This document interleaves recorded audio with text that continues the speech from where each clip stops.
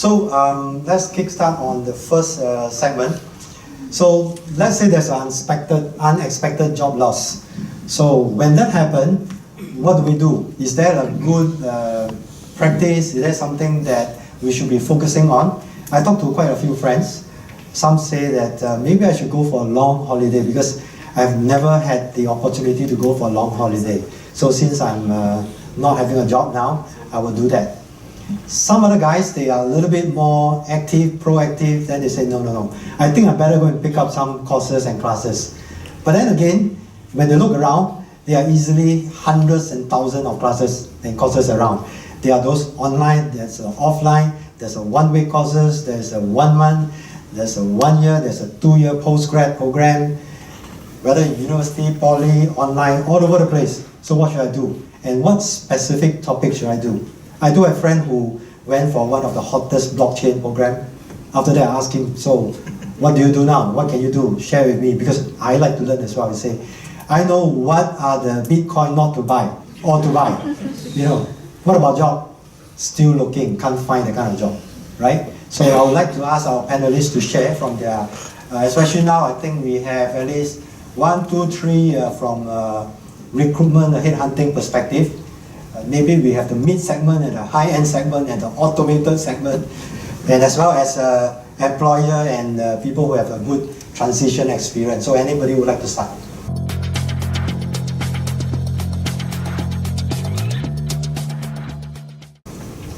Okay, maybe let me start. I think first thing is not to panic, right? We all lose jobs.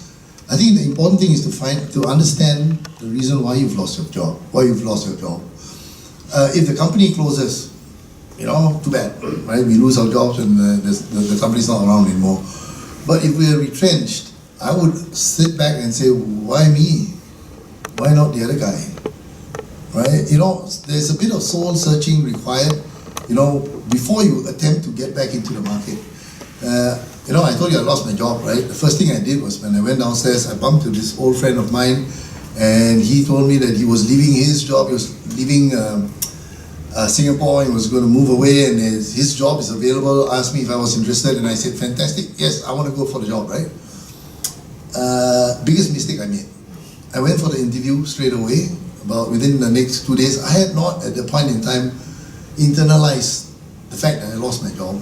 So confidence, self-esteem, I wasn't prepared. I couldn't answer the questions, basic questions, because I was affected by that loss of job. Fear, panic, right? And midway through, I told the two Angmo, sorry, I think I'm making a fool of myself. I don't know what I'm talking about here, and so I don't waste your time anymore. Thank you very much for your time, right? And if you're not mentally prepared to look for the next job, you will mess up your interviews. That's point number 1. Point number 2 is, don't go on a holiday. Finding a job is a full-time job for anybody. Top right down, full-time job. And if you don't take the time, if you don't make the effort, and there are strategies you can apply, but if you don't work hard at it, you're not going to get back in the time that you expect to. Now, of course, if you don't care and you want to hang around for a year, that's your choice. But you get obsolete in a year, right? And people would ask, you don't need a job. Why is it that you've not taken the time to look for a job? So, I think, maybe at the onset, that's what I would share.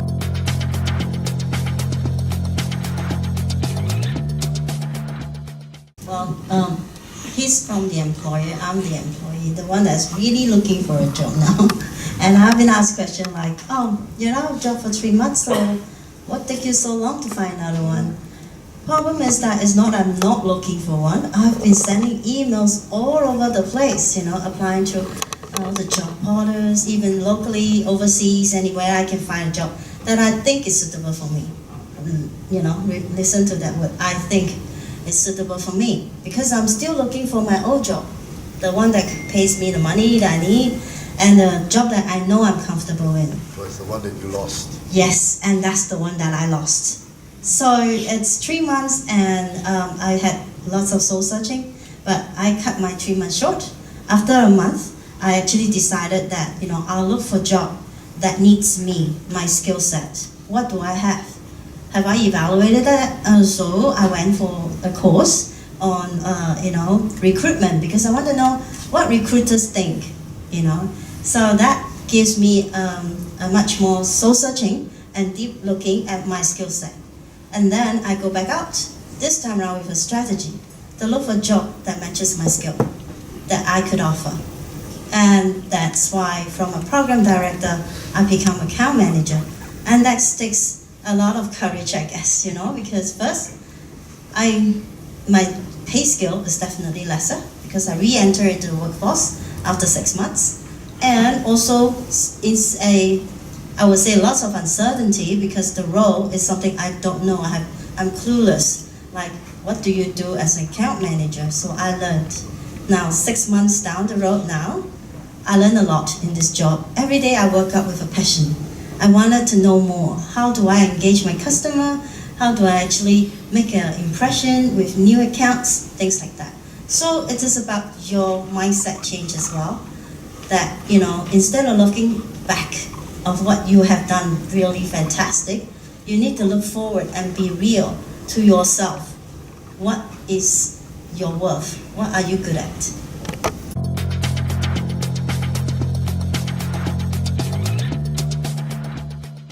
So I'll tell you my favorite topic of 5Ms, right? I think KS knows this story. I always evaluate myself constantly, and I think even in the same job, your role will change and shift every few months or so. There's nothing that stays stagnant because the market does not stay stagnant.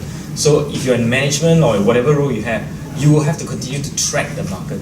So you need to be an adult learner and you need to be architecting your own learning all the time, because no one else is going to tell you what you need to know. You know best for the role that you're in that sense, right? So I look at it from 5 perspectives. One is what is the motivation I need to go towards this? Is it because I want to go for career advancement, or is it just knowing to do a better job in my current role, right? So knowing my own motivation. What are the mind development I need to go? Read a book, talk to mentors, go take a course or whatever that is, looking at where I need to go and therefore work backward on the development of my mind. Membership, this is where we really need to think a little bit more. I joined membership that helps me with my growth, right? So at one point I was trying to learn public speaking. So I joined public speaking group, right? The one that I joined was Asia Professional Speaker Singapore. And that helped me a lot in being able to speak in public and the skills I learned from that society. And I joined many societies, just like when I wanted to learn how to draw, I joined this group called Urban Sketchers Singapore, right? So I look for membership of like-minded people that I can, go rub shoulder with to grow professionally, so to speak, right?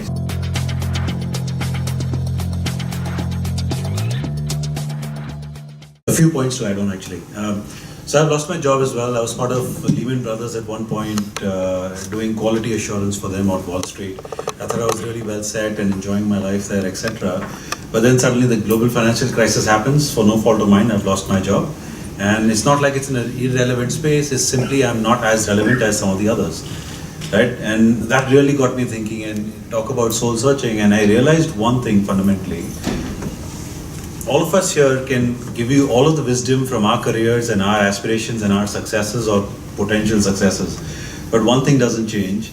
If you are not inspiring yourself to get to that next level, to look at your career, to consider what you want to be, and if you treat a job as a job, not as a career, you're going to find yourself in that gap sooner or later. Right? Because there are others who are moving fast and faster around establishing what their careers are, what do I need to improve on, how do I need to coach myself to get to the next level. But if you're at the point where you're comfortable based on where you are, then that's a thing of the past. That's the unfortunate truth. If we don't buckle up, we get sidelined. Not because anyone means us harm, it's because evolution and how companies are progressing. So one of the hardest lessons that I learned, thankfully a little bit earlier in my career, was if I don't step out, I'll be off to the sideline.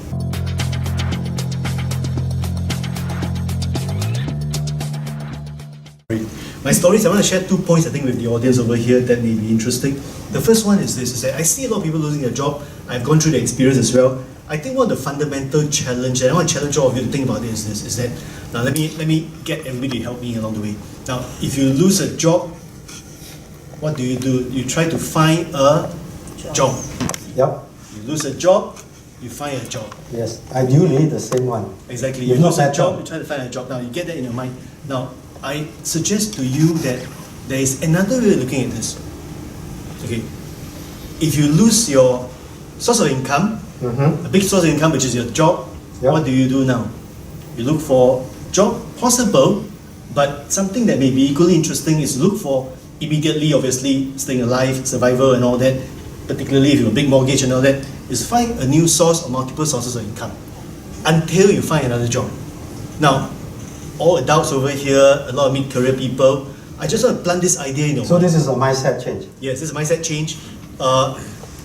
You can obviously, it's easy to think about losing a job, therefore finding a job. Think a little bit different. Losing a job equal to losing a source of income. How do I find replacement source or sources of income? That's my first message, I think, to share with the whole audience over here. The second message is this, is that, you see, losing a job is not that different from, sailing on the ship and then shipwreck on an island. Not that different, because you are sailing happily and the next thing you know, you went through a storm, you wake up, you're on an island, only a few items left. So what do? It's a new landscape, all your skills may be left behind because you're no longer on the boat. I suggest that if you lose your job and you're shipwrecked, the equivalent of shipwreck, employ a migrant mentality. The landscape is different. Mm-hmm. Okay, a lot of your skills to sail the boat is no longer relevant, but there is probably items left behind, your skills, your experience, your network that you can begin to use. Now, a few thoughts. Okay, first thing to do obviously is if you lose your job and you got big loans, you got new cars, whatever is it, do an inventory, including taking a break. I think that's important for mental wellness and all that.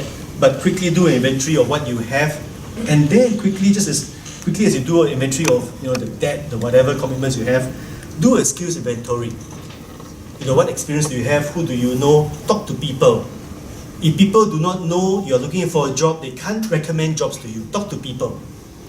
Okay, particularly if you've got good bosses in the past, if you are an end user, talk to your vendors. If you had been treating your vendors well, I can assure you, I've been vendors all my life. They want to put you in a better place because you will still buy from them again. Okay, so skills inventory, your network, and experience and all that. Now, equally important is that the original title of this whole series, this whole event, we used to call it the first 90 days. And in bracket, after you lose your job. Okay, you must have a plan. You must have a plan. So the trick over here is that, what do you do in the 90 days? My suggestion, 2-3 things. First thing is that quickly get your, bearing right. Do not lose confidence. The person who is shipwrecked and loses confidence is the first to die. Don't lose confidence. Many times you lose your job not because you're bad. That one's a different story. If you lose your job because of bigger things, do not lose your confidence. Now, once you do that, I think Tiong Yi suggested something that I'm also very much involved in, is that pick yourself up. You have skills that are valuable. Your skills that are valuable. That's why your bosses pay you in the past. Sell that skills. Now, I'm not going to steal Koh Siong's thunder, but one of those things, maybe I'll steal his thunder. One of those things that he reminds me every time he talks, he says that, when hiring managers are looking for employees, he has to be the perfect employee. Not too tall, not too short, not too fat, not too thin, not too man, not too woman, perfect. But when they're looking for vendors, and they're looking for a particular skill, let's say, and our favorite is COBOL programming, as long as you can program in COBOL, it doesn't matter what else you can do, because they will pay for that. So, a gig platform, you'll hear a little bit more about that. There are lots of gig platforms around. The day that you find that people will actually pay for your skills is very, very empowering. It's very empowering because this will realize, hey, I got valuable skills.